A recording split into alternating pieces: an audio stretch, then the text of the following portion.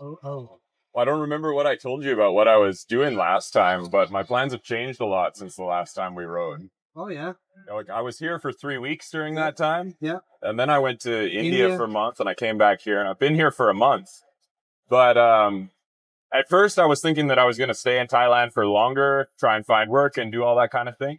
But now I've actually decided that I want to go back to Canada, Okay. and I'm probably going to teach mountain biking in the summer. Yeah. Yeah. Yeah. What? And I think it's going to be really fun. I got certified as a coach last year in summer. Yeah. And I'm going to do a little bit more training at the beginning of this summer and then just teach people. Cool. And then I'm probably going to also go to school in the fall as I finally figured out like what I like doing. Yeah. And I'm going to go look for school in that. And so like when you were sharing about that guy, James and stuff, that was a job that when I was in Bangkok, I applied for it before I got here to Chiang Mai. Yeah. And I said no to it before I came here. So I came here saying no to something and saying yes to nothing. Yes. I had no opportunities, Nope. but it was still like the right thing for me to do. And hearing your story about that now, I'm like, yeah, it was definitely the right thing to do. And what's happening now for me is like a lot better than what I could have imagined in that way. Yeah. So I'm really excited about that. One of the true blessings in life is having a passion, Yeah. and it's way too many people in the world chasing money, not chasing passion, Yeah. and they're That's the thing too. I could have picked my old job where I'd make more money. yes, But I was like, no, I'm going to do mountain biking because I'm going to like it. yes. There's as you remember back in the days when all this internet started in Denmark, we had a guy who's equivalent to Google and Yahoo. He started a company called UB in Denmark. Search page, whatever. Sold it to Yahoo for $1 billion bucks or whatever, a lot of money. Yeah. So he made a fortune, and he is now doing other stuff and whatever. But he's very active in explaining that this with passion. And he says, it's like this dude who has a shit job that he endures. He sticks with it because it enabled him to go 4 weeks every summer and dive in the Philippines. Wow. And he says, well, this guy is a fucking idiot.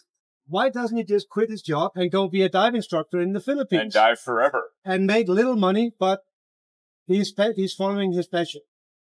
It's like, we have this idea on life that we need a pension fund and we need this and this and this and this.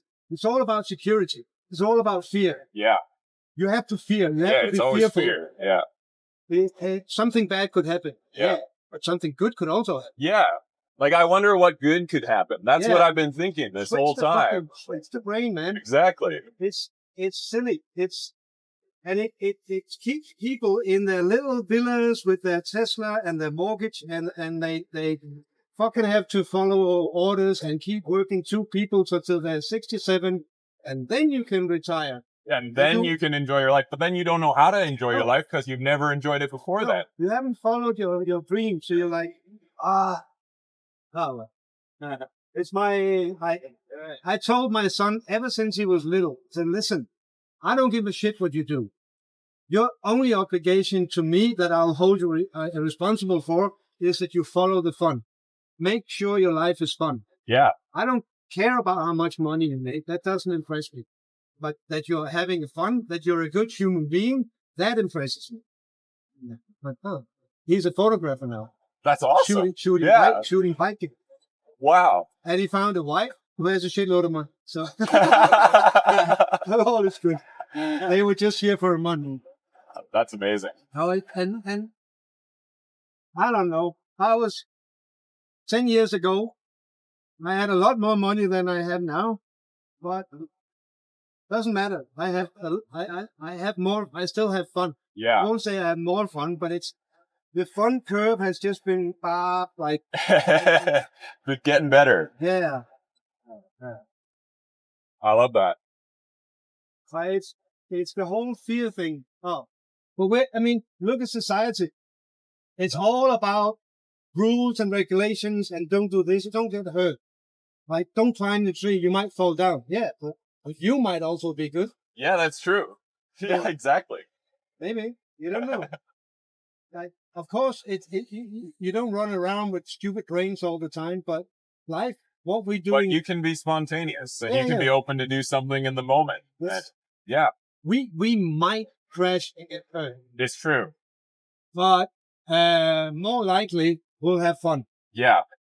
So you weigh it out, and I'm like, all right, I'm pretty sure I'm gonna have fun. Yeah. And I'm okay with having a crash if that happens. Don't mind. It's Yeah. all right. Part of the game. That ride that I rode all the way up to the top and down, I rode down Crazy Dust by Yeah. myself, and I was tired after that. Yeah. So I was being pretty careful and stuff, And by yourself. and by myself. Yes. I did have one small crash that I actually saved from being a big crash, and all I did was kind of scuff my arm a little bit. Yeah. And I get to tell a story about a day when I climbed this whole mountain. Yeah. And like, that's pretty cool. Yeah. For me, that was really hard. I was proud of myself for making it through that whole ride. And I went to a bouldering competition later that day too. So I probably rode about 70 kilometers that day, and I did a bouldering competition. It's like one of the hardest days of like physical exercise I've ever done. I was so wiped after that, but it was an awesome day. And because of that, I met a friend and I'm going climbing with him outdoors next weekend Ah, at that competition. was that an Alpine Outpost? It was at a Progression Vertical. It's down south of the city somewhere. Okay. I only know Alpine Outpost because they're at Wildside, where Santa Cruz dealer is Bike Zone. And all. Okay, yeah. Yeah. Well, I mean, yeah. Isn't it great? Like, I'm going to do that. Yeah. And you do. Yeah. And I do. Yeah, I could tell so many stories like that of stuff that's happened to me over the last few months and weeks and stuff. And like I met somebody. I met a girl the other day, last week. Yeah. And she's from Canada. Oh. We like each other, and I think there might be something there. Oh. And I'm like, it's really interesting, the timing of meeting her. It's a very satisfying timing for me after I've made the decision to go in a direction. Yeah. And while I've said no to like many other things in order to say yes to nothing, and then I've been waiting for this to show up. Yeah. Yeah. And then she showed up at that moment. I'm like, that's interesting. Yeah, I think we talked about, I'm not religious, but I still think that sometimes it's just something aligns and something is meant to be. I think so too. And it is. I mean, and you can look at religion in many different ways. For me, it's always, I'm a sober alcoholic, which in 2 weeks, I got 24 years sobriety or whatever, long time. But in AA, we talk about a higher power, which some people misunderstand as being like we're a religious sect or something. We're not. But it's your call, it's your thing, it's personal. Yeah. It's really not something for other people. What I believe and do is mine. I'm not telling anybody else to stop drinking and start believing in a higher power. If they want to, all is good. This is how it is. I can help, but it's me. Yeah. There's nothing else. I mean, and if once people realize, if you start giving without expecting anything in return, just help, give, whatever, it doesn't matter. You get so much more, but not what you expected. A lot of times it's different things. It's just, okay. And it's a really, like this Christian guy, the Colombian guy. I mean, he really enjoyed his days. Just seeing him smiling and writing, it's like, oh. Yeah. Like that's a reward in and of itself. Yeah, it's just. And that's the thing. It's like, it's always better than what you could have planned for or forced to happen on your own. Yeah. And it's like amazing every single time. I'm like, I wonder what the next good thing could be that might happen. Probably something. You just never know. And it's always really cool. No. And the other thing is, in that process, when you stop worrying about shit, it's like, yeah, I don't have to be afraid that I'm going to mess this up or something. It's like, you just don't really feel like you can mess up anymore. It's very freeing.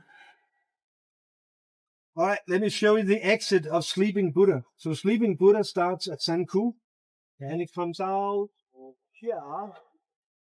That one.